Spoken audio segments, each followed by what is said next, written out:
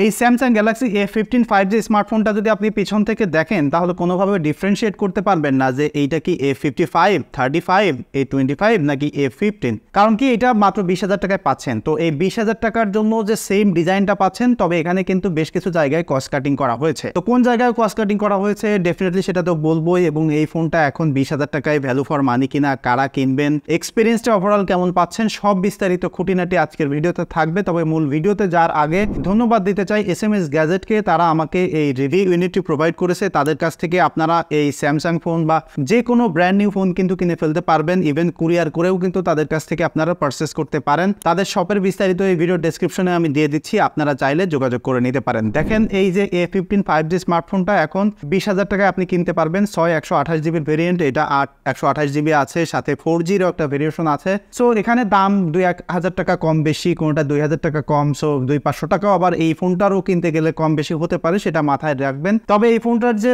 বক্সটা আছে দেখেন একদম ভেরি স্লিম একটা বক্স, এবং এটা খুললে এর ভিতরেই প্রথমে এখানে আপনি ফোনটা পাচ্ছেন এই যে, আর এর ভিতরে আপনি জাস্ট একটা চার্জিং কেবল এবং এখানে একটা আপনার সিম ইজেক্টর টুল আছে। তো এখানে কিন্তু চার্জার নাই। সো যে দাম দিয়েই আপনি ফোনটা কেনেন, আপনার যদি বাসায় চার্জার না থাকে তাহলে কিন্তু চার্জারের জন্য এক্সট্রা একটা টাকা আপনাকে খরচ করতে হবে। তো ফোনটা যদি বের করি, দেখেন যেটা বলছিলাম যে এখনকার যে স্যামসাং এর লেটেস্ট ডিজাইন সেই সেম জিনিস, ইভেন S24 সিরিজেও কিন্তু সেম জিনিস পিছন থেকে দেখলে। সো এখানে কিন্তু আপনি কম দামেও ভালো ডিজাইন পাচ্ছেন। তবে এখানে যে কস্ট কাটিংটা করা হয়েছে সেটা হচ্ছে এটার বিল্ড মেটেরিয়াল। পিছনে যে আপনি ব্যাগটা দেখতে পাচ্ছেন এটা একটা প্লাস্টিকের, তবে ফিনিশটা বেশ প্রিমিয়াম আছে, এবং এখানে 3টা ক্যামেরা সেন্সর দেখতে পাচ্ছেন। এটার বিস্তারিত ক্যামেরা সেকশনে বলতেছি। এবং এই যে ফ্রেমটা দেখতে পাচ্ছেন বক্সি ডিজাইনের ফোন, এবং এটা কিন্তু একটা প্লাস্টিকের ফ্রেম, হাতের মধ্যে ধরে যে খুব বেশি প্লাস্টিকই ফিল হয় তা নয়। এবং এখানে ভলিউম বাটন, নিচে পাওয়ার বাটন, এবং পাওয়ার বাটনের সাথে ফিঙ্গারপ্রিন্ট সেন্সর অ্যাটাচ করা, অর্থাৎ এটাতে ইন ডিসপ্লে ফিঙ্গারপ্রিন্ট নাই। সো তারপর আপনাদের বটমে দেখেন ফোনটার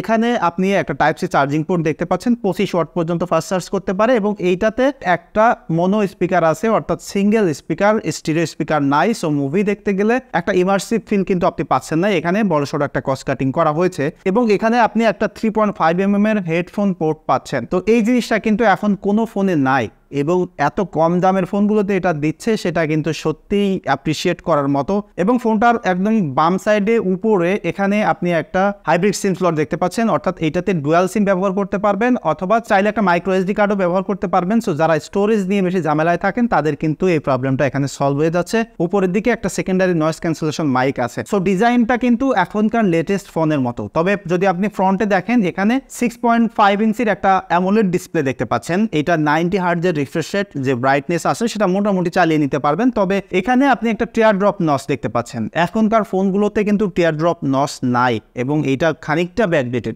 বাট যে দামে আপনি ফোন পাচ্ছেন সেই দাম হিসেবে তারা এটাই অফার করতেছে, এবং এটা আপনাকে মেনে নিতে হচ্ছে। অনেকে বলতে পারেন ভাই 20,000 টাকা কিন্তু কম নাই, বাট দেখেন একটা সময় কিন্তু আমরা ফোন কিনতে গেলে 10-12 হাজার টাকা বাজেট রাখতাম, সর্বোচ্চ 15-16 হাজার টাকা হয়ে কিন্তু বিভিন্ন কোম্পানির ফোন কিনতাম। বাট এখন দেখবেন যে 50,000 টাকা দিয়ে একটা ফোন কিনলেও সেই ফোনটায় অনেক কিছু মিসিং থাকে, একদম প্রপার এক্সপিরিয়েন্স পাওয়া যায় না। তবে এই যে ডিসপ্লেটা, সেটা ভিউইং এক্সপিরিয়েন্সও ভালো, এবং স্যামসাং এর যে ডিসপ্লে টেকনোলজি সেটা হোপফুলি সবাই কম বেশি জানেন, এবং এটা যে 90 হার্টজের রিফ্রেশ রেট অফার করতেছে, ওভারঅল ডিসপ্লের কোয়ালিটি ভালো, মুভি দেখতে গেলেও খুব বেশি সমস্যা হচ্ছে না। এই ফোনটার নিচে এবং উপরে বেশ খানিক বড় সড়ো চিন বেজেল রয়েছে। ডেফিনেটলি এরকম বাজেট সেগমেন্টের ফোনগুলোতে এইটাই স্যামসাং দিয়ে থাকবে। এবং এই ফোনটার যে পারফরমেন্স আছে সেটা নিয়ে একটু কথা বলি। দেখেন এইটাতে আপনি Dimensity 6100 প্লাসের একটা প্রসেসর পাচ্ছেন। মূলত এটা একটা 5G প্রসেসর, এবং এটার যে 4G ফোন আছে সেটাতে কিন্তু আপনি Helio G99 এর প্রসেসরটা পাচ্ছেন, সেটা 4G না। এই প্রসেসরটা যে খুব বেশি ফাস্ট তা কিন্তু বলা যায় না, আবার যে স্লো তাও বলতে পারতেছি না। কারণ কি দেখেন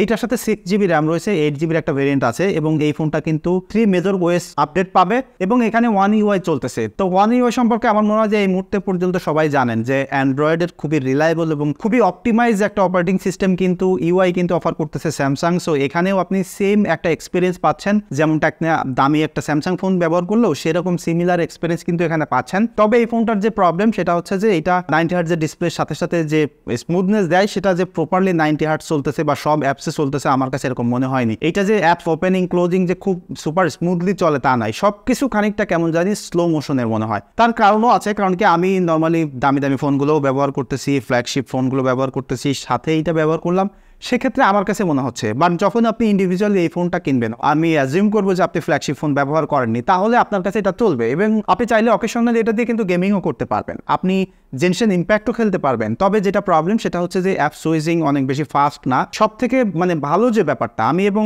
এই মিড রেঞ্জের ফোনগুলো ব্যবহার করে যেটা আমার বেশি ভালো লাগতেছে সেটা হচ্ছে 1 লাখ টাকা দামের একটা ফোন ব্যবহার করে দেখতেছি যে পুরো আগুনের মতো হিট হয়ে যাচ্ছে, বাট এই ফোনগুলো হিটিং হয় না বিকজ প্রসেসরগুলো অত বেশি পাওয়ারফুল না, যে কারণে বেশি পাওয়ার ড্র করতে হয় না। সো হিটিং ম্যানেজমেন্ট ভালো থাকে, লম্বা সময় ধরে চাইলে আপনি ব্যবহারও করতে পারবেন। তো পারফরমেন্সের ক্ষেত্রে হাই হোপ না রেখে আপনি যদি একদম নর্মাল ইউজার হয়ে থাকে, লাইক আমরা এখন স্মার্টফোন ব্যবহার করি কিন্তু বেশিরভাগই সোশ্যাল মিডিয়া ইউজ করি, ইউটিউব মুভি টুভি দেখি, হোয়াটসঅ্যাপ চালাই, সো এই জিনিসগুলো কিন্তু এখানে ভালো এক্সপিরিয়েন্স পাচ্ছেন। যদিও মুভি দেখতে গেলে সাউন্ড কোয়ালিটিতে ইমার্সিভ এক্সপিরিয়েন্স পাচ্ছেন না, বাট স্টিল যে বাজেট আছে সেই হিসেবে এটা কিন্তু পারফরমেন্স সেগমেন্টে খুবই ভালো কোপ আপ করতে পারে। এবার আসি যে ক্যামেরা এক্সপিরিয়েন্স কেমন। দেখেন এই ফোনটাতে আপনি 3টা ক্যামেরা সেন্সর দেখতে পাচ্ছেন। পিছনে 50 মেগাপিক্সেলের একটা মেইন সেন্সর রয়েছে, একটা 5 মেগাপিক্সেলের আলট্রা ওয়াইড সেন্সর আছে এবং 2 মেগাপিক্সেলের একটা ম্যাক্রো সেন্সর আছে। তো এই যে 2টা সেন্সর, মেইনলি আলট্রা ওয়াইড এবং মেইন সেন্সর, সেই 2টা আসলে কাজের, এই 2টা দিয়ে আপনি খুব ভালো ছবি পাচ্ছেন। এবং এই ফোনটা ব্যবহার করতে যে একটা জিনিস দেখলাম যে আপনি যখন লাখ টাকা দিয়ে একটা স্যামসাং কিনবেন, সেইটাই যে ক্যামেরার অ্যাপসটা যে এক্সপিরিয়েন্স, সেম জিনিস কিন্তু এখানে আছে। ফটো প্রসেসিংও সেম, একদম যে ওই ফোনগুলোর মতো আপনি ডিটেইল পাচ্ছেন তা কিন্তু নয়, ওই ফোনগুলোর মতো যে একদম বেস্ট ওভারঅল প্রসেস পিকচার পাচ্ছেন তা নয়। তবে একটা জিনিস কি,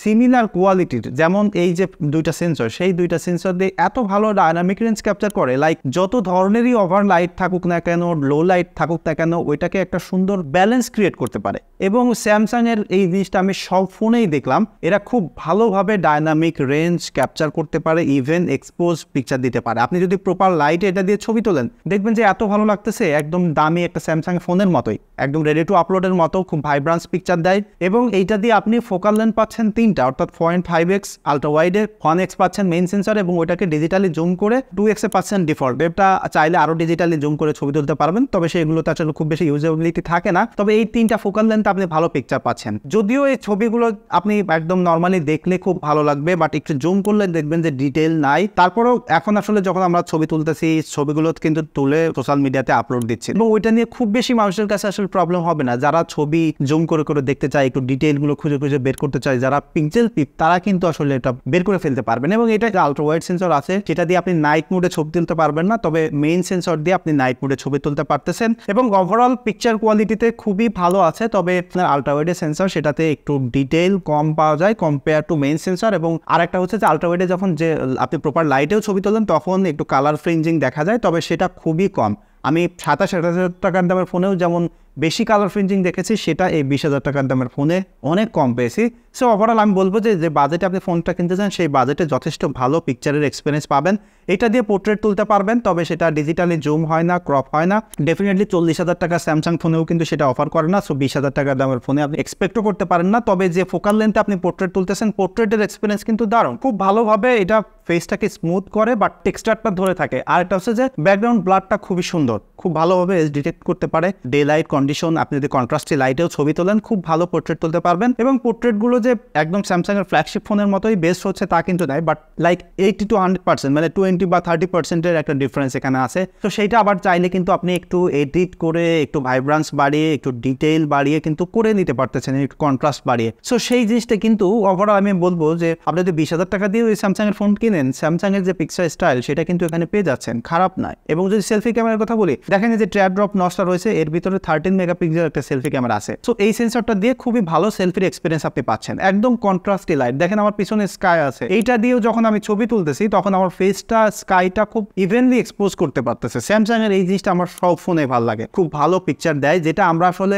সোশ্যাল মিডিয়াতে আপলোড দেওয়ার জন্য বা ওই রকম পিকচারই আমরা এক্সপেক্ট করি, সেটা এখানে পাচ্ছেন। তবে সেলফিতে দেখলাম যে একটু কালারটা মিউট হয়ে যায় কিছু কিছু সিনারিওতে, ডিটেইল একটু কম থাকে, ওভারঅল পিকচারটা একটু সফট থাকে। ডেফিনেটলি এরকম বাজেটে এর থেকে ভালো এক্সপেক্ট করতে পারেন না। এবং এইটা আপনি চাইলে এডিট করে কিন্তু ওই জায়গায় নিতে পারেন। মোস্টলি যদি আপনি একটু হালকা কন্ট্রাস্ট বাড়িয়ে দেন, একটু ভাইব্রেন্স বাড়িয়ে দেন এবং হালকা একটু ডিনয়েজ দিয়ে শার্পনেস বাড়ায় দেন, তাহলে কিন্তু এটা সেলফি ক্যামেরাও খুবই ভালো হবে। সোশ্যাল মিডিয়াতে আপলোড দিলে লিটারলি কেউ বলতে পারবে না যে এটা A15 দিয়ে তোলা। সো আমি যেটা বললাম যে একটু ট্রিক্স করেও যদি আপনি ক্যামেরাটা ব্যবহার করেন, তাহলে ডেফিনেটলি এটার ক্যামেরা এক্সপিরিয়েন্স কিন্তু আপনার ভালো হবে। এবং এটার ভিডিও কোয়ালিটি কেমন এক্সপিরিয়েন্স পাবেন আমি একটা স্যাম্পল সহ দিয়ে দিচ্ছি, আপনারা দেখেন তাহলে বুঝতে পারবেন। এটা হলো ফোনটার আলট্রা ওয়াইডের ভিডিও স্যাম্পল, আপনারা দেখতে পাচ্ছেন। এখানে খুব সুন্দর একটা আলট্রা ওয়াইড ভিউ আপনি পাচ্ছেন এবং এইটার সব সেন্সর দিয়ে ফুল এইচডি 30 ফ্রেম পর্যন্ত শ্যুট করতে পারবেন। এবং এখানে যে প্রবলেম সেটা হচ্ছে যে এই আলট্রা ওয়াইডে শ্যুট করা অবস্থায় কোনো প্রকার জুম করতে পারবেন না, লেন্স শিফটিংও করতে পারবেন না।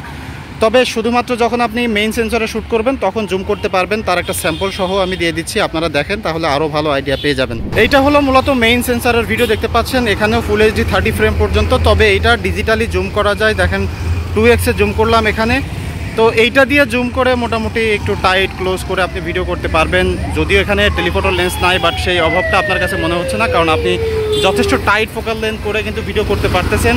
এবং ওভারঅল যে ভিডিও কোয়ালিটি আছে, আমি একটা সেলফি ক্যামেরার স্যাম্পলও দিয়ে দিচ্ছি, তাহলে দেখে আপনারা আরও আইডিয়া পেয়ে যাবেন।